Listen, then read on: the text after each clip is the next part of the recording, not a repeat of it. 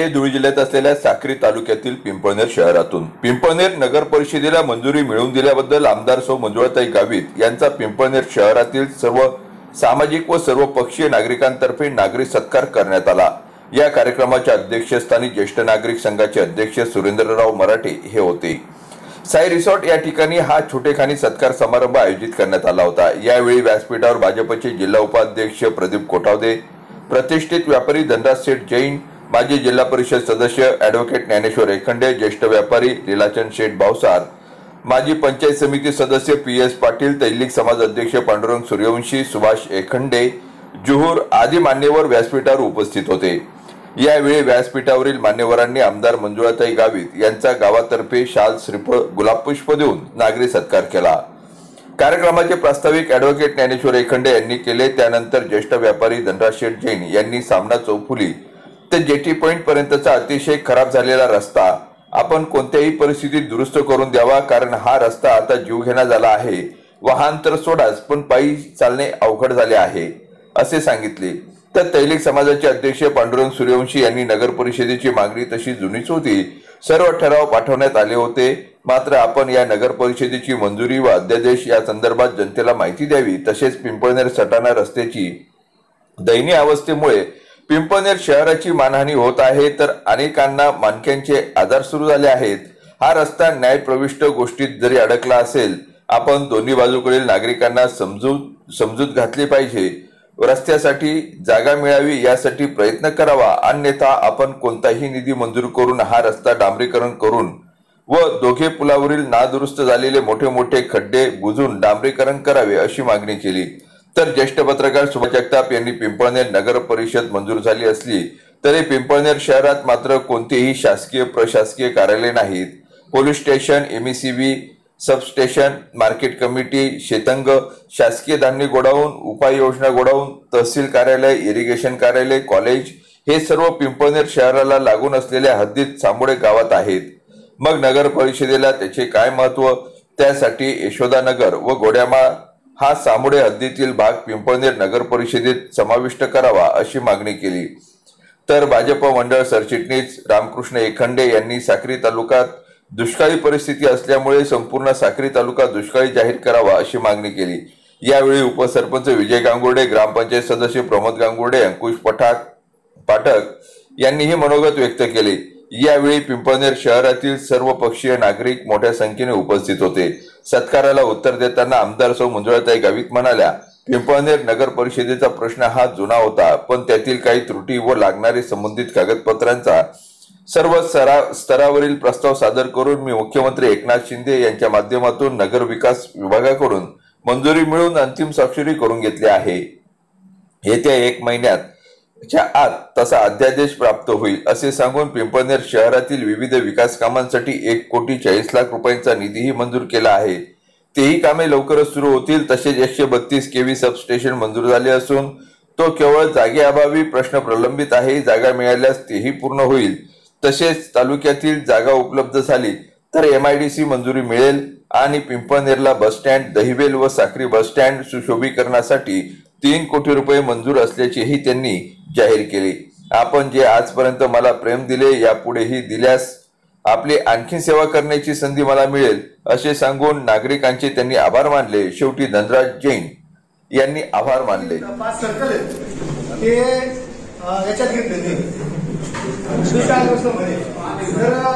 त्याच्यात ते जेवढे 5 नाही तर पूर्ण तालुका दुष्काळ म्हणून जाहीर करावा असं मी सगळ्याच्या वतीने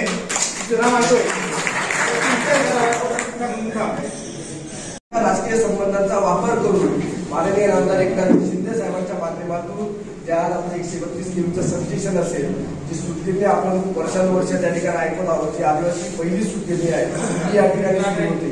आणि सगळ्यात महत्वाची गोष्ट की नगर पंचायत न होता हा नगर परिषदेचा मुद्दा ताईंच्या माध्यमातून या ठिकाणी मार्गी लागतो। याचं समाधान पिंपळनेरकरांना ताई आज या ठिकाणी फार मोठ्या प्रमाणावर आहे।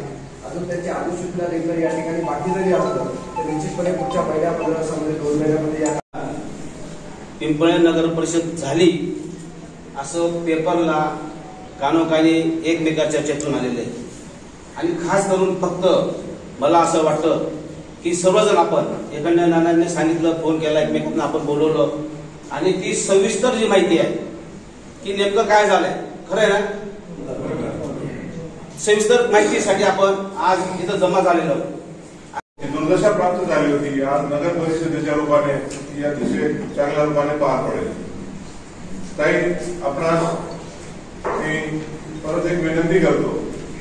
आपला जो रोड आहे, रोडच्या बाबतीत परवा आपलं बोलणं झालंच आहे ताई, पण शाळकरी मुलं जेव्हा जातात सायकलीवर किंवा याच्यावर, त्यांची दुर्दशा पाहावा म्हणून कृपया त्या बाबतीत आपण लक्ष घालावं. ही एक गावातर्फे मागणी आणि पुन्हा या पिंपळे परिसरातर्फे, पिंपळे गावातर्फे, पिंपळे व्यापारी असोसिएशन तर्फे, समस्त नागरिकांतर्फे माझ्या जैन समाजाच्या वतीने सर्व कागदपत्रकांची जमाजमी केली. तर त्यावेळेस पुन्हा त्याच्यात आपल्याला क्युरी काढण्यात आली की आपल्याला ह्या नगरपंचायतीमध्ये 3-4 अडचणी आपल्याला मुख्यतः आपल्याला दिसत होत्या. त्याच्यात आपल्याला सगळ्यात महत्वाचं म्हणजे लोकसंख्येचं प्रमाण हे आपलं त्यावेळेस बसत नव्हतं. म्हणून त्याला मग पुन्हा विचारणा केली की आपल्याला याच्यात काय करावं लागेल. मग तेव्हा आम्हाला सांगण्यात आलं की नगरपंचायतऐवजी आपल्याला नगर परिषद आपल्याला करता येईल. पुन्हा तो प्रस्ताव थोडंसं अजून दुरुस्ती केली. त्याच्यात काही रोजगारांची संख्या आपल्याला काय दाखवता येईल वगैरे वगैरे असं हे सर्व कागदपत्र आपण पुन्हा दुरुस्ती करून आणि मग ते नगर परिषदेचा प्रस्ताव पुन्हा आपण तो नव्याने आपण त्या ठिकाणी सादर केला आणि त्यांना जे लागणारे कागदपत्रक होती ही सर्व कागदपत्रक आपण पुन्हा अजून त्या ठिकाणी आपण जोडून आणि पुन्हा मागच्या ह्या 22 ऑगस्ट 2023 रोजी परिपूर्ण असा प्रस्ताव आपण मुख्यमंत्री साहेबांच्या दालनापर्यंत आपण पोहोचवला. आणि त्याच वेळेस सर्व अधिकाऱ्यांनी सुद्धा त्या ठिकाणी नगर विकासाचे जे अधिकारी त्या सर्व नगर विकासाच्या अधिकाऱ्यांना विश्वासात घेऊन पुन्हा अजून त्यांचं मार्गदर्शन घेऊन हे सर्व काम मुख्यमंत्री साहेबांच्या दालनापर्यंत गेल्यानंतर त्याच्या मागच्या आठवड्यात मुख्यमंत्री साहेबांना पुन्हा अजून आम्ही विनंती केली. त्यावेळेस कदाचित आपल्याला या ठिकाणचे काही नागरिक होते, पंकजदादा होते, पंकजदादा आपले भांबरे होते, आपलं डॉक्टर होते आणि 4-5 जण असं आपल्या या गावातले होते. तर यांच्या सगळ्यांच्या सोबत आम्ही तो प्रस्ताव मुख्यमंत्री साहेबांनाही दिला, मुख्य सचिवांना दिला आणि सगळ्यांना विनंती करून सांगितलं. मुख्यमंत्री साहेबांना सांगितलं, साहेब हा 100 वर्षापूर्वीचा हा ही जी ग्रामपंचायत आहे तर ही ग्रामपंचायत आता आपल्याला नगर परिषदेत ताबडतोब आपल्याला अतिशय जलद गतीने आपल्याला करायचे. म्हणून साहेबांना विनंती केल्यानंतर लगेचच साहेबांनी साधारणतः 4-5 दिवस म्हणजे 8 दिवसाच्या आत म्हणजे मला वाटतं त्यांनी बुधवार असं काहीतरी गोकुळ अष्टमीच्या पहिल्या दिवशी साहेबांनी सही करून सचिवांच्या टेबलापर्यंत पुन्हा ती फाईल आता आलेली आहे. आणि पुढची फक्त त्यांची जी प्रोसेस असेल ती प्रसिद्धी वगैरे करणं किंवा काही साधारणतः 15 दिवस ते 1 महिना त्याच्यात कालावधी जाईल आणि त्याच्यात प्रोसेस पूर्ण झाल्यानंतर पुन्हा ती प्रसिद्धी आणि त्यांचं जे असेल त्या पद्धतीने ते अधिसूचना काढून आणि ते आपल्याला आपलं पुढच्या प्रोसेसनुसार आपल्याला तशी ऑर्डर येईल. अशा पद्धतीने ह्या स्टेज पर्यंत आता ती परिपूर्ण झालेली आहे आणि साहेबांकडनं सुद्धा 99% ही त्यामुळे आपण बिलकुल निश्चित राहा. कारण याच्यात मला सुद्धा अनेक अडचणी येत होत्या. ज्या वेळेस मी पुढं गल्ल्यांमध्ये जायची त्या ठिकाणी अडचण यायची, पुढं बस स्टँडची अडचण, रस्त्याची अडचण, अनेक विकास कामं करायची. तुमची मागणीचा वर्षाव हा नेहमी राहायचा. नुसतंच मागणी करून चालणार नाही, परंतु मलाही माझ्या या आपल्या पिंपळनेर शहरासाठीच 30 लाखाची कामं आहे. अल्पसंख्याकांच्या हेडमधून सुद्धा या आपल्या शहरासाठी कदाचित ते 15-1 लाखाचे कामं ते आहेत. अशा प्रकारचे आणि बाकीचे 30-54 वगैरे हे जे रस्ते आहेत ते रस्ते तर इतर ठिकाणचे आहेतच. अशा अनेक हेडमधून आपण आणण्याचा प्रयत्न करत असतो आणि प्रत्येक ठिकाणी आपण काय काय आपल्याला देता येईल यासाठी आमचा मनापासून तळमळीने आमचा या ठिकाणी प्रयत्न असतो. या ठिकाणी जेव्हा जेव्हा आम्ही विकास कामं करत असतो तर त्या वेळेस आम्ही कोणाचाही कुठलाही पक्ष पाहत नाही, कुठल्याही पक्षाचा झेंडा आम्ही पाहत नाही, कुठल्याही व्यक्तीचं तोंड पाहून आम्ही कधीही कामं करत नाही. आपल्याला हे सर्व आपल्याला एकत्र येऊनच आपल्याला सर्व तालुक्याचा विकास करायचा आहे. एवढाच फक्त आमचा मनापासून आणि शुद्ध मनाने आमचा हा हेतू आहे आणि त्याच पद्धतीने आमचे ते कामं आहेत आणि आताही चालू असतील, पुढेही चालू राहतील. अशा पद्धतीने आपण अजून आपल्या शहरासाठी अनेक आपल्याला भविष्यात आपल्याला कामं करायची. आता आपण 25-15 आपलं याच्यातून बस स्टँड साठी प्रस्ताव आपला सादर आहे की त्या ठिकाणी जो आपला मेन बस स्टँडचा भाग आहे त्या बस स्टँडला आपल्याला सुशोभीकरण करण्यासाठी आणि त्या ठिकाणी आपल्याला सोयी सुविधा आपल्याला मिळण्यासाठी आपल्या तालुक्यातील एक पिंपळनेर, दैवेल आणि साखरी या 3 ठिकाणचे 3 कोटीचे निधीची मागणी आमची केलेली आहे आणि ते सुद्धा कदाचित एवढे 8-10 दिवसात आम्ही स्वतः जाऊन पुन्हा त्याच्यात